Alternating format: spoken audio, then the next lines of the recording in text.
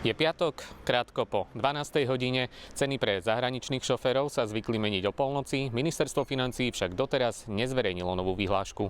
A nakoniec ju ani nevydá. Štát sa totiž rozhodol ponechať v platnosti rovnakú cenu nafty ako tento týždeň. Vyhláška, ktorá určuje osobitnú cenu nafty pre zahraničných vodičov, zostáva v platnosti a v praxi to znamená, že cena pre zahraničných vodičov bude na úrovni tesne nad 1,90 € za liter nafty.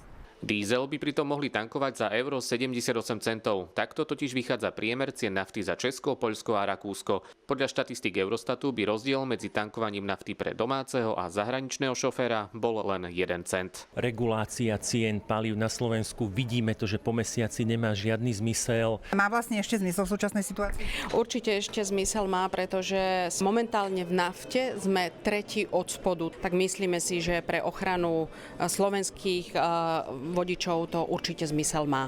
Najlacnejšie tankujú naftu na Malte. Nižšie ceny ako my majú ešte Maďari a Poliaci. Boli sme sa pozrieť, ako vyzerá situácia v Poľsku, keďže vodiči tu môžu tankovať lacnejšie ako u nás. Využívajú to, keď majú túto možnosť a keď sú na blízku, s tým, že sa im to viacej oplatí, keď dajú plnú nádrž. Navštívili sme čerpaciu stanicu pohonných hmôt v poľskej dedine Zvardoň.